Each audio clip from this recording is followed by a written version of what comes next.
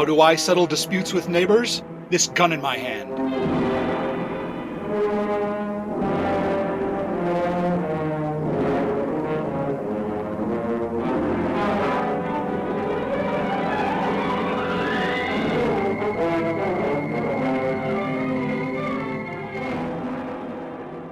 Early one hot morning in Gristle Park, unutterable hero by virtue of the fact that he carries a gun, Falk Zildjian sits at a bench while a man shines his shoes. What do you got for me today, wordsmith? Shoe shine man? Something strange going on, Falk. All the abandoned farmhouses outside of town have been filled up with squatters. They aren't abandoned anymore? No. I'm not going to spend my crime-fighting efforts rousting squatters from vacant buildings. They're not harming anyone. In fact, you could argue that owning buildings and keeping them vacant is more harmful than... No, they are harming people. There's been fighting and shooting out there. Somebody's bound to get hurt. Thanks, I'll investigate. Hey, ain't you forgetting something? No, I don't think so. Information wants to be free, but for you it's 2 bits. Yeah, fine. Here. Falk hopped on the first bus heading out of town. It's a little early for an ad break, so we'll use music to indicate a transition.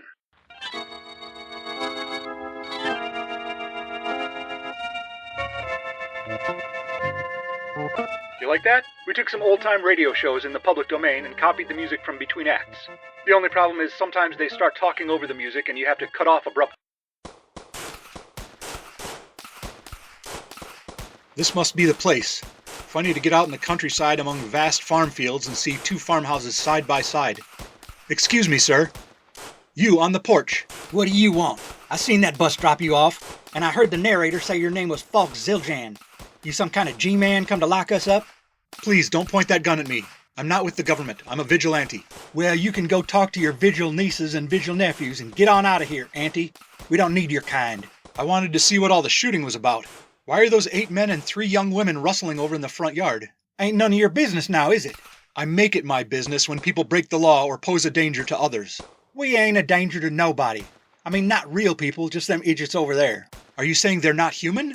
They're reptilian invaders masquerading as humans? Or clones or mushroom people? Of course they're human. Far as I'm concerned, it don't matter if they live or die, and that's why we's killing them. Least why I was trying to. Why don't you tell me who you are and who they are? If they're really villains, I'll help you fight them. Although I prefer to capture them alive and let the justice system deal with them, such as it is. All right, I'll tell you the story of who we is and how we come to be here. Let me put down this pea shooter and pick up my banjo.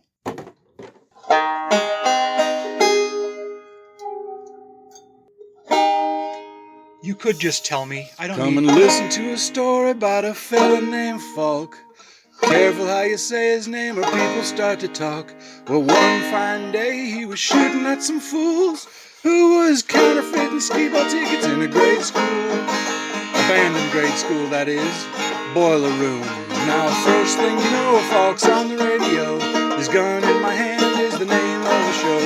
Weren't too long we had the villains on the run. Indomitable hero by virtue of the fact that he carries a gun. Please don't. Your gun makes you the hero, so you do the best you can. Papers called a menace cause they couldn't spell Zildjian. They said Parabellum is the place you ought to be. He said I'm already there and he shot him in the knee. The bad guy, that is, not the newspaper man. I wish I could write rhyming lyrics better so I wouldn't have to clarify with these spoken sections. The Parabellum City Billies. Wait, stop. That didn't explain anything about who you are or what's going on. Why are you... I thought you could use a new theme song for your show, but don't get all riled. I'll explain. There's more verses coming. Come and listen to a story about some poor mountain folk. Depression and the Dust Bowl ain't no joke. We packed up our troubles and we headed west France. You want to know more? Read The Grapes of Wrath. The novel, that is. Steinbeck. Hard Times. Injustice. The Parabellum City Billies.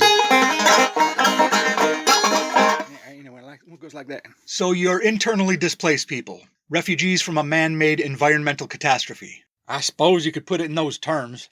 Upshot is we're going to California. They's hiring all kind of farm workers, and we sure do know how to work a farm. If you're driving from the Appalachian Mountains or the Great Plains to California, why did you pass through Parabellum City? You'd have to detour far out of the way. Would you say it's out of the way to the north or the south? Oh no! You're not tricking me into saying what state Parabellum City's in. It's in the tri-state area. That don't narrow it down. Every state and the 2 closest to it make up a tri-state area. And that's how we're going to keep it. Parabellum City exists in a phantasmal space. It is at the same time nowhere and yet still somewhere, and so on. Like when you ask a spooky crime fighter where they learned to fight, and they name some country in the Far East no one's ever heard of. Sure, Dr. Mystic. Now tell us about your girlfriend who lives in Niagara Falls. I can show you the letters that she has written to me. That is physical proof that she exists. Never mind that.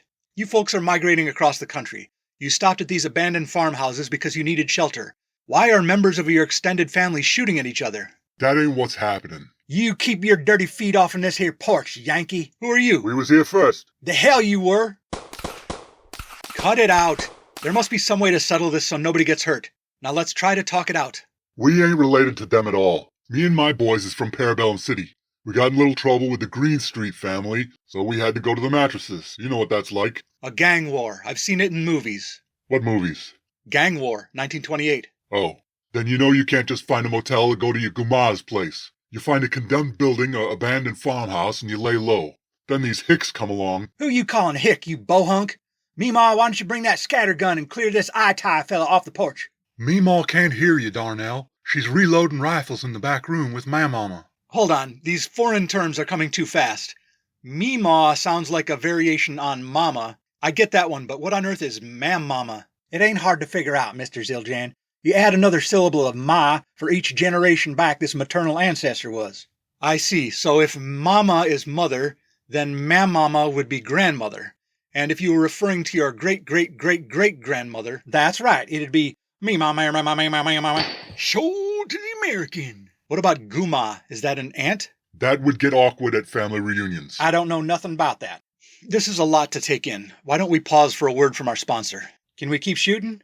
I guess. Coming this fall on Master Pints Radio Theater. Superintendent Scoldsmore, I think I've cracked the case. See here, Detective Puzzleworth. We've already found the killer. It was Donald St. Obvious Suspect, the first man we questioned and arrested. Now I'm ordering you to leave off and move on to the next case. But sir, I believe the killer left a coded message in the Sudoku squares in yesterday's edition of the Daily Parabellum. Bah! Everyone knows Sudoku is the name of the European musical scale. Sudoku, re, mi, pan, fa, su. But sir, the string of numbers here on the third row of the puzzle starts with 417. Not again, Puzzleworth. Do you expect us to believe some killer went to the trouble of getting hired by the newspaper so he could insert clues? She, sir. The writer of this clue is a woman, and she's left the street number of her next victim. It strains credibility, man. You're always on about these coded messages and crosswords and dot-to-dot drawings and what have you. Sergeant Chester was right about you. I will grant Chester that. Right about what, sir? He said you're too introverted to do this job properly. Your behavior is so strange. Are you aware that some of the boys call you a hermit? In fact, their nickname for you is Mr. Monk. I have heard that, sir. Just because you enjoy games, Puzzleworth. Just because the word puzzle is in your surname, it's no good you're always pursuing these convoluted theories. Superintendent Scoldsmore, do you remember the last murder investigation our department was able to solve? Of course. I think I've praised you enough for finding the what's wrong with this picture killer. But just because your guesses were correct on 1 or 2 cases... 37, sir. The last 37 cases. The only cases closed by our department in the last 5 years, beginning with my first day on the job as a beat cop. Foot patrol, sir. Puzzleworth, I do wish you would endeavor not to interrupt your superiors. Now, will you please... Sir? I'm not interrupting you, sir. I'm just going to, if you don't mind... Yes, that's a blowgun dot in your jugular, sir. With a wisp of paper tied around the dot. What does this say? 417, 420, 69, MS-13, 90210. Blast you, Princess Trickster. You'll not slip through my grasp again. Detective Puzzleworth, sorry to hear about your former commander. I've been assigned to whip this department into shape. My name is Superintendent Samestick. Now I've read your file and I know about your predilection for puzzles. We'll not pursue children's games or other frivolous distractions on my watch. My watch? Ye gods, what is this on my watch fob? There seems to be some sticky paper wrapped around the chain, with letters and numbers on it. I'll just... Please, sir, don't lick your fingers. How many bosses will Puzzleworth go through in the next episode before he stops their killer? Is the person who wrote this episode working out some sick fantasy about his boss getting murdered? Her boss. The writer is a woman. I'm non-binary. Their boss. I'm sorry, what are your pronouns? I disdain all personal pronouns. The boss of this writer. Damn, the word this is a pronoun as well. Find out on the debut episode of Insightful Detective whose methods and conclusions are scoffed at by ranking officers despite his constant success. That's the working title. We might come up with something catchier before broadcast. All right, time out. Time out. It wasn't family dynamics that started the hostilities. Why are you shooting at each other? Like I said, we was here first. Plus which we was hiding out during a turf war. Far as we knew, these mugs could have been Green Streets that found us and come to wipe us out. He's fabricating. We wouldn't have started shooting if that was the only reason for it. Squatters gotta stand in solidarity with each other. Reason we started shooting is this here's a long-standing feud between our families. What are you talking about? Tell him what your name is, mister. Cusimano. I'm Giuseppe Cusimano. They call me Beppo. Not him, Darnell. Some of these boys is just along for the ride. Ask him who else is in his gang. Well, mister? I thought you hated G-men. Now you want to hear all our names so you can write them down and collect rewards? Forget about it. I ain't gonna turn y'all into the feds. Dang old snitches get stitches. I just want to prove a point to Zildjian. All right, well, let's see. There's Ram Fallopian Jr., Froggy Moscardino, Jimmy D'Angelo. Not them. What's the family that runs your gang? Oh, it was an offshoot of the Cappadocia crime family. When we split off, the new leader was Jim Bob Hatfield. So we're the Hatfield crime family now. And that's why we can't sit here peaceful-like when a bunch of no-good Hatfields is right next door. I don't get it. What's the big deal? I think I see. What's your full name, Darnell? Darnell Enos McCoy. So what? You've never heard of the Hatfields and McCoys? How they've been fighting for generations? Oh, well, look, Mr. McCoy, Jim Bob Hatfield ain't from Appalachia. He was born in a rundown tenement in Hex Pantry, 10 miles up the road from here in Parabellum City. If one of his great-great-grandparents, I mean his pa-pa-pa-pa or his me-mam-mama-mama, We get the point. if they had beef with your people, it's got nothing to do with us. It does, too. And there's no getting out of it till every last Hatfield is in the grave. McCoys ain't never gonna forget. What started the feud? I forget. Looky here, Darnell. We don't have to take no part in this feud. Who are you? My name's Juniper McCoy. I'm the official genealogist for the McCoys. On account of I'm the most genial of this here clan. Oh no. Please don't tell me you're with the clan. Not that clan. I mean the whole bunch of us that come here. We's kin to one another. But technically we ain't McCoys. We're actually McAvoys. The hell you say? Uncle June, we always been McCoys. Now, dadgummit, I know what I'm talking about. Way back 7 generations ago, Mam-mama McCoy had an educational learning disability, what they call dialectical dyslexia. She was always spouting off about the labor theory of value and the ownership of the means of production, and on top of that, she couldn't spell to save her life. Amen to that. One year, a government man come traipsing through the hills. Everybody thought he was a tax man trying to find a still, so they almost killed him dead. But he weren't. He was a census man. Said it was his job to write down the whole family's names in his book. All the vital informations. Names, ages, occupation, address. Well, Mam-mama was the onlyest one who could recall everybody's name. So she sat down with him, must have been 3-4 hours listing the whole kinship network. Except she gave the wrong spelling. She said our family name was McAvoy, but she spelled it Big M, Little C, Big C, O-Y. Well, after that, even though the family mourned the loss of their traditional surname McAvoy, they couldn't rightly argue with the name recorded in the government books all legal-like. They accepted the new name and called themselves McCoys. The quarrel between the McCoys and them others started quite a spell before we was McCoys, when we was McAvoys. Funny, I heard something like that on our side. One of them typographical errors caused by a clerk at Ellis Island. Our crime family is not actually Hatfields. We're the Hatefields. Well, now, what do you know? We shouldn't be quarreling at all. You don't mind that our whole family is, full of hate? Course not. We're full of hate, too.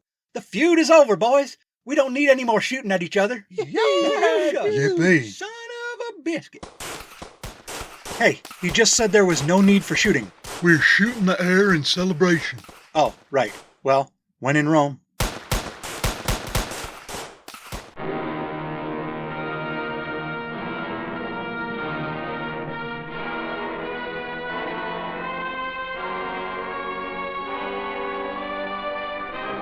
This Banjo on My Knee, episode 134 of This Gun in My Hand, was farmed and worked by Rob Northrup.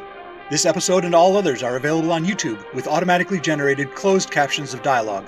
Visit thisguninmyhand.blogspot.com for credits, show notes, archives, and to buy my books, such as Sisyphus Eat Your Heart Out, available in paperback and ebook from Amazon. What musical instrument accompanies my lyrical exposition? This gun in my hand.